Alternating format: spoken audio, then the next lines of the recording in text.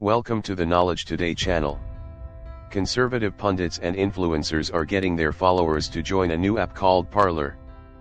Parler shot to #1 on Apple's App Store on Sunday, the day after major media outlets projected Joe Biden would win the 2020 presidential race.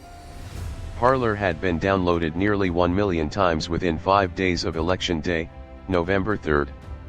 While Twitter labeled many of President Donald Trump's tweets after the election as misleading, Parler brands itself as a free speech social media platform, and that emphasis means posts that spread untrue claims do not get labeled as misinformation. CEO John Matza told Forbes in June there are no fact-checkers on the app. Misinformation on the app may have already had real-world effects. Stop the Steal, a group that falsely claims Democrats stole the presidential election, may have mobilized protesters on Parler. Business Insider's Paige Lskin found that the hashtag #StopSteal had more than 15,000 parleys, or mentions, on the platform over the weekend.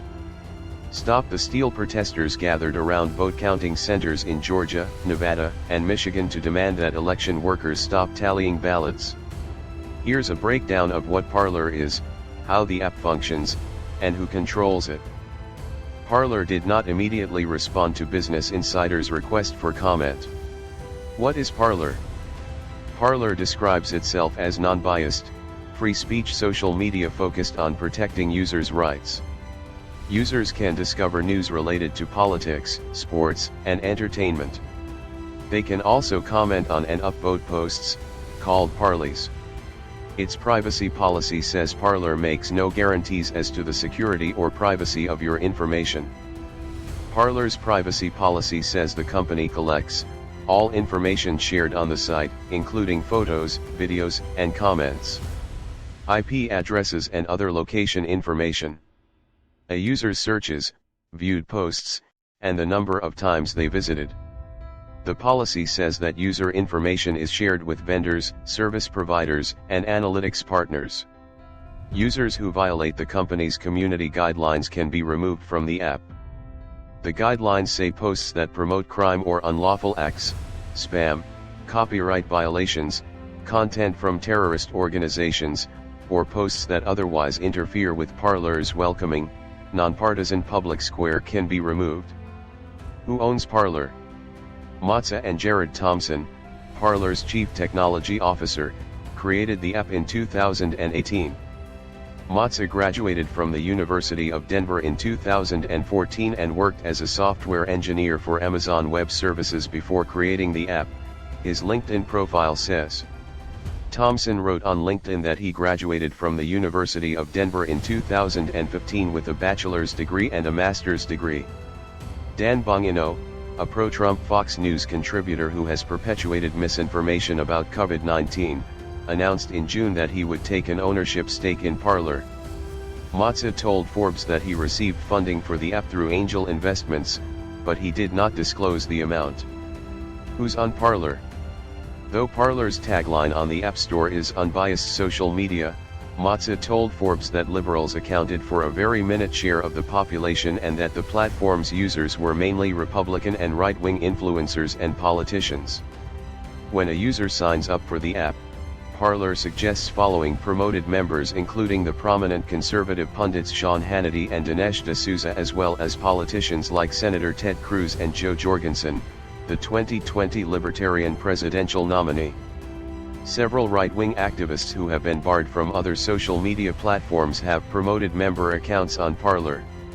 Laura Loomer, a self-proclaimed proud Islamophobe whom Facebook barred for violating its policies against dangerous individuals, joined in 2018 and has 659,000 followers on Parler.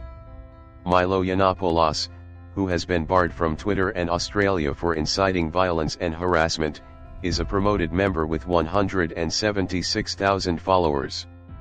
Because of Parler's lax rules on identifying false information, promoted members have spread baseless theories on the app. Trump's campaign account, a promoted member with 1.8 million followers, said that mail-in ballots have led to total and complete chaos. In reality, despite some expected delays in counting votes, a record number of Americans were able to vote in 2020.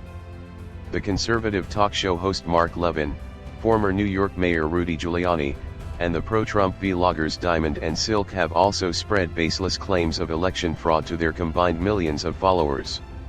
There is no evidence of election fraud, and experts and news outlets have debunked claims of voter fraud. What's on the Parler app? Parler, like Twitter, allows users to post short messages, links, and photos to their followers.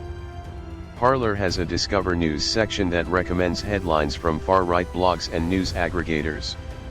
These sites include Geller Report, founded by the anti-Muslim blogger Pamela Geller, the Epoch Times, which has promoted the unfounded claim that the coronavirus was created in a Chinese military lab, and The Federalist, which got suspended from Twitter for publishing an article instructing readers to deliberately infect young people with COVID-19.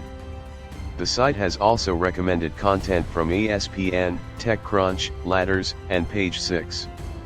Parler and the far-right's grip on the internet. Parler's rise represents one way that conservative pundits and right-wing agitators have built communities online and used them to spread false theories.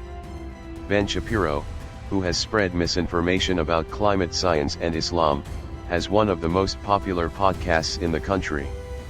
QAnon, an outlandish conspiracy theory purporting that Trump is secretly battling a group of Satan-worshipping, child-trafficking Democrats plotting to oust him, has spread through Twitter, Facebook, and Parler, Business Insider reported.